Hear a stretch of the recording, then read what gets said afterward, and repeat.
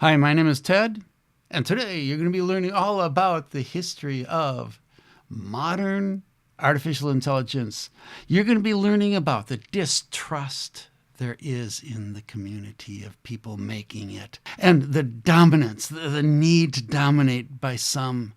You're also going to be learning about the race to rule artificial intelligence. Now, I'm going to be breaking this up into probably 3 or 4 different sections because my camera can only take a half an hour at a time. And there are other reasons too. It just gets long. All right, let's get into this. The preview here, we're going to be talking about the key players in the industry. We're going to be talking about the initial objectives of many of those key individuals. And also, we're going to be talking about how competition sidelines, puts away, shoves it aside, rejects ethics and safety. And these two are separated, by the way. Yes, safety is a part of ethics, but in the artificial intelligence world, safety is so big that it has to take a separate category from ethics. All right, let's get into this. First of all, we're going to start out with 2012. Why 2012? I have a video that I already put out about AlexNet, and it was a competition in ImageNet. It was a big, huge AI competition to see who can do the best job, which company or which group of people who can do the very best job at creating an AI that can detect and figure out where the cat is in a picture, where a bird is in a picture, all this kind of stuff, that just identify things. And this group from the University of Toronto just so wasted the territory. They got so much better than everybody else that the whole world of artificial intelligence totally changed. Up until then, it had been just gradually going better and better and better and better and better and better. But all of a sudden, they see this University of Toronto so much better than anything they've known before. What are you doing? What are you doing? Everybody wants to know what they're doing. And so they all turn to them, tell us what you're doing.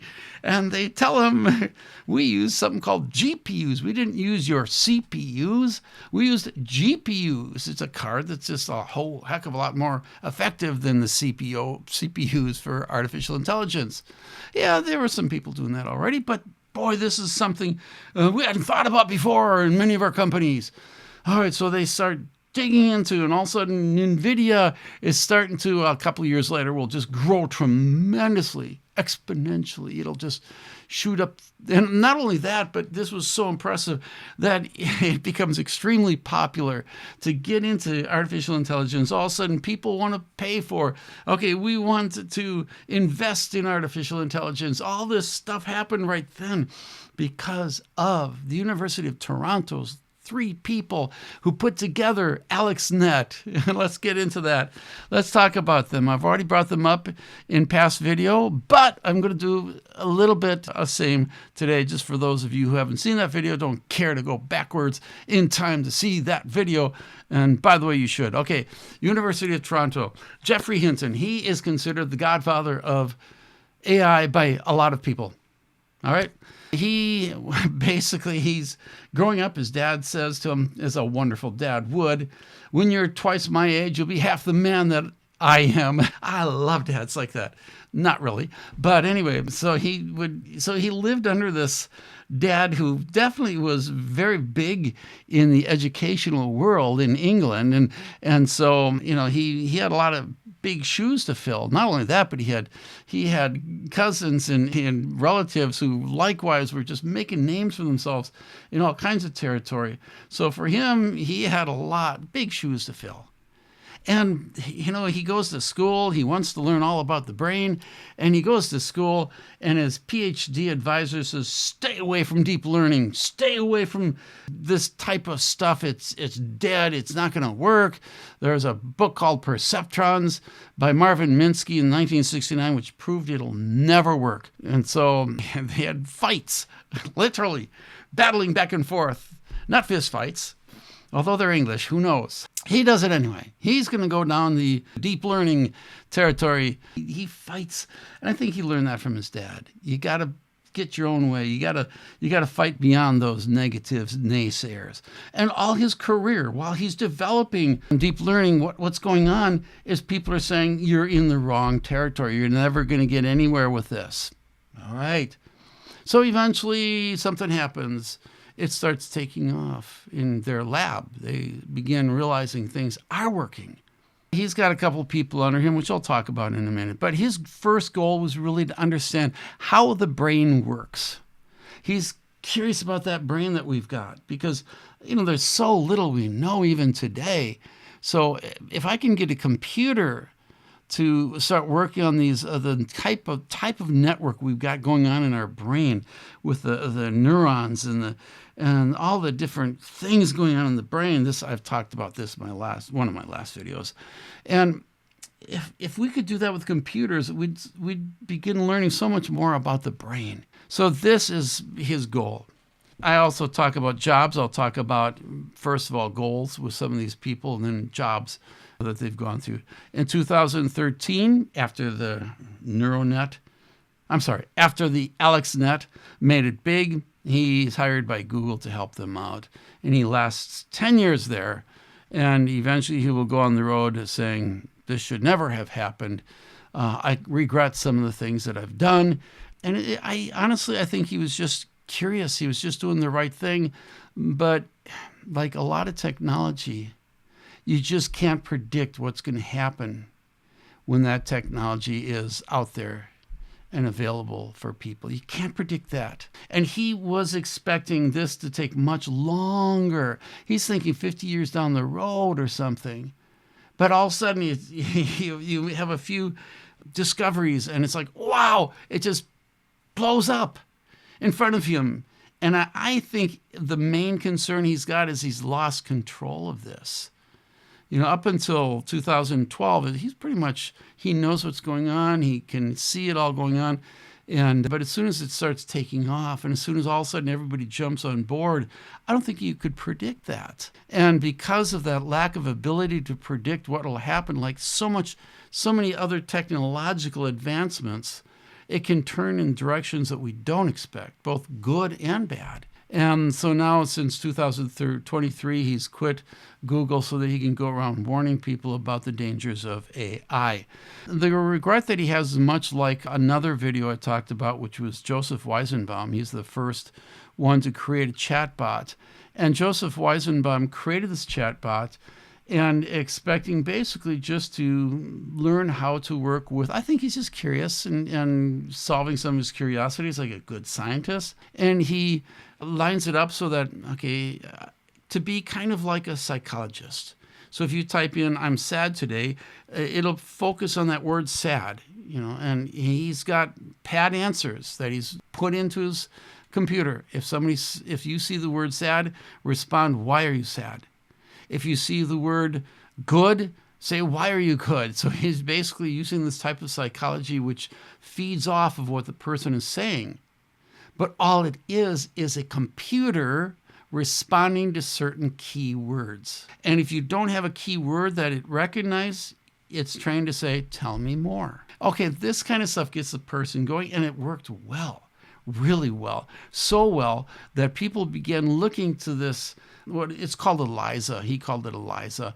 But people began looking to ELIZA for answers to their lives and to their problems, much like people do with ChatGPT today. But he didn't like that response. It's just a machine. It's not a person. It's not a psychologist. It's just a machine, and it's only answering your requests based on word recognition.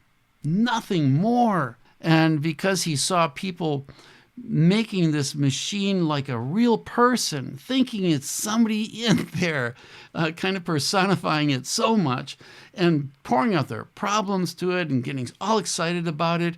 And it's going hog wild all over the place. And he says, this is just not good. And he quit going that direction. He didn't like computers after a while. And he definitely didn't like artificial intelligence after that. Anyway, so that's pretty much Geoffrey Hinton and Joseph Weizenbaum, both of them hit by responses by their technology going directions they didn't expect because of the way people reacted to it. All right, University of Toronto.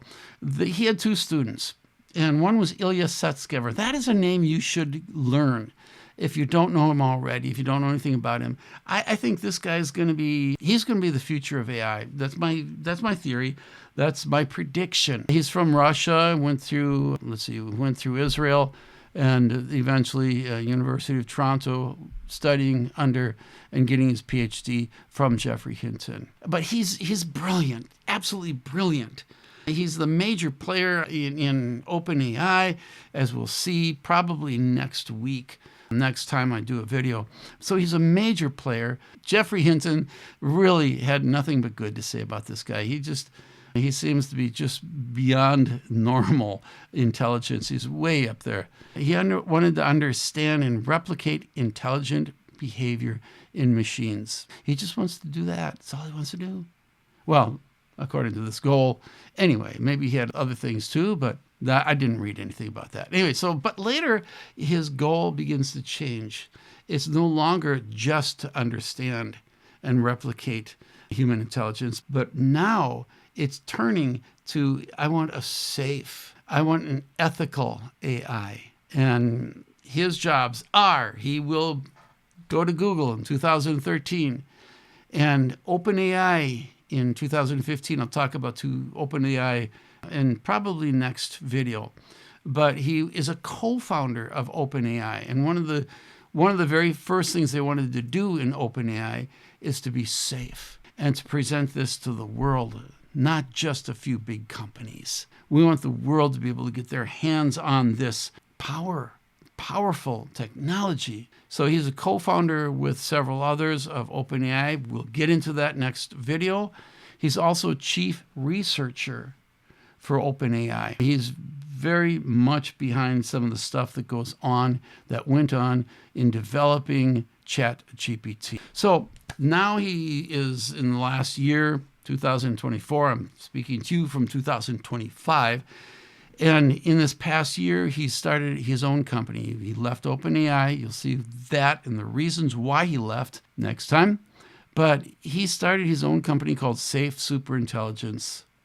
And I'll give you a little clue here right up front. First of all, superintelligence is what happens after artificial intelligence reaches equality with humans. There's different definitions of that. I don't want to get into all that. I don't even know all the different definitions. But I don't know anybody who knows it. But when it reaches that certain level, it's going to go beyond human intelligence. And that scares some people because we don't know what all this, the rules and everything, that's the algorithms and all the data and where it's going to end up, what it's going to end up doing and being. And that is superintelligence. And his goal is to create safe superintelligence, not one that's going to be going in its own direction. All right, so that he created a group for that, and it's interesting, and I'll also explain to you why I think he is very private about everything they're doing, and that kind of goes against what a lot of the theories are. Now, OpenAI started to be open to all. It's changing, of course. I'll get into that next time. But one of the basic ethical cores of so many of these people is to be open so anybody in the world can have this technology. But he is going completely contrary to this. And I will tell you why I think he's trying to be as private as possible. I don't think anybody knows where, well, except the workers. Very few people really know where his company is in Sao Paulo. What is it? Where is it? It's in California. One of them, he has two places. One's here and one's in Israel. We know where the Israel one is. Finally, we have in University of Toronto, we have Alex Krizhevsky. His goal was, and I like him because of this, his goal was to avoid coding job. He didn't want to be a coder all his life. He'd be bored with it, and he knew it. So he gets into artificial intelligence because He just doesn't want to be bored. Now, that's all I've ever read about him. He might have other reasons, but that's all I know. And if that's all there is to it, this guy is my hero. Jobs, he's worked with Google for 4 years, and then now he got bored there, and so he left Google, and he advises DESA, which helps companies to integrate with AI. I like that as well. So he's kind of won my heart. I kind of considered him, even though Alex is known for most of all for AlexNet, which is what got this whole thing going in the last 13 years. Besides that, there's nothing big I see in his life, but I kind of like this guy. But I think I'll be digging into him a little bit more carefully. Now, let's get into DeepMind. DeepMind was going on during all this time. I think 2010 they start. And they're in England. It's a small group, but they have a lot of good educated PhD kind of people with good training and deep learning, and they're just digging in. They know their stuff. And 3 of them start, and they hire other people to help them out. Demis Hassabis, Mustafa Suleyman, Shane Legg. Their goal, and they're the first to admit this publicly. You know, in the past, probably a lot of people wanted to strive for finding AGI, which is that level of intelligence that is equal to humanity. But nobody wants to admit that, because in the past, there are people who say, oh, we're going to design that for our company. We're going to do that for our company. And they never got anywhere near it, so they're shamed. You know, everybody. That's the old people doing it. They thought they could get to AGI. They can't. Never will happen, at least not in our lifetime. So they made this their goal. They're the first ones in recent history to do that. And they also want safety and ethics. I think most of this comes from Suleyman, Mustafa Suleyman, because he's diehard. We got to be safe. We got to be ethical in everything that we do. They also want to be independent from all those people, like a big company like Google or Microsoft, basically owning them and turning all their inventions towards advertising or whatnot. We want to avoid all that kind of stuff. They were nonprofit and free from big companies, as I mentioned. Here are the people. Demis Hassabis, he's kind of the main person. His goal was to search, where do we come from? What's our purpose? He's more of a philosopher, and he wants to understand intelligence. Some people think that he was a really good Christian, but he admits that his God is more like kind of a pantheistic God. I won't go any more into that. But his jobs, he's worked for DeepMind in 2010. He helped create it. And Google bought them out in 2014. I'll explain to you more about that in a minute. But Google, right now, he is the AI CEO. Mustafa Suleyman. His goal was to bridge ingenuity gap, meaning basically that modern problems are way faster than their solutions. And so what he wants to do is kind of bridge that gap. Let's get solutions to solve many of our modern problems before they get too big. And his jobs, he worked for Google in 2014 when they bought him out. And now he is the CEO of AI for Microsoft. And that's been just in this last year, 2024. All right, Shane Legg. His goal was to build a safe AGI. He's had jobs with Google, and now he's a chief AGI scientist at Google. So not only DeepMind, but he also is the AGI scientist, the chief guy, number one, he probably is right under Demis Hassabis. It's known for Breakout. It was, Demis Hassabis was a game player. He like brilliant game player. I mean, one of these kids who could beat every adult there was and all this kind of stuff in chess or whatever. But he was able to develop an AI that was able to learn on its own how to conquer an old game called Breakout. And this impressed so many people, and that's why Google basically bought them. And working for Google, he was able to design with his team. They were able to design AI which could beat the world's best players in the game of Go, which is considered one of the most complicated, one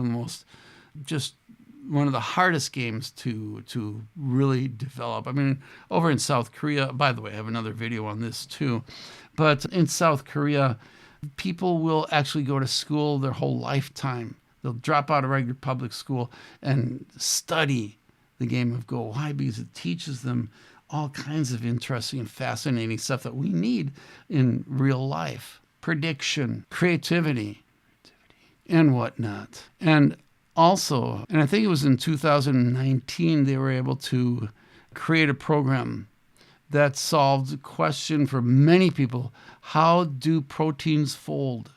Predicting that was very difficult and had never been conquered before.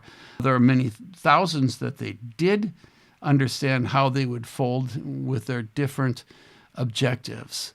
And their DeepMind was able to predict almost every single, if not every single, millions and millions of proteins and how they would fold. And this is something that's predicted to be huge in the medical world. All right, DeepMind had several people wanting to buy them. They had an offer back in 2013, 3 years after they start. They had an offer. Mark Zuckerberg from Facebook wants to buy them for $800 million. And that was a lot for an AI company. Huge. Nowadays, it's going to be billions, but back then that was pretty big. But they didn't like Mark. And not only did they not like him, but he wouldn't agree to their demands for safety and ethics committees set up to protect them from going bad directions. All right, big companies don't like that. It slows them down. Elon Musk wanted to buy in 2013, but he had a history of firing people and turning on his friends, so that was one of the problems. And the other thing is he wouldn't pay cash. He just wanted to pay with Tesla stock. And at that time, had they gone with that, they probably would have made a real big amount of money. But they just weren't thrilled by Elon Musk either. So when Larry Page, one of the founders of Google, came to them in 2014 and offered $650 million, they decided it's time. Even though they didn't want to hook up with a big company, they needed to, for different reasons I'll get into in a minute. But basically, Larry Page agreed to a new safety and ethics committee. I don't know if it was one committee or many, but he agreed to them. DeepMind kept hopes for independence. Okay, let's use them for a while. Let's get in there and work with them, get their data, get their cloud, get all the things we can with them. And when we are big enough, then we can break away. And I think that was the thinking that their leaders really felt at that time. Google never lived up to their promises. Those safety, if there was any kind of committee, it was pretty watered down. It wasn't what they were looking for. And DeepMind never was able to leave.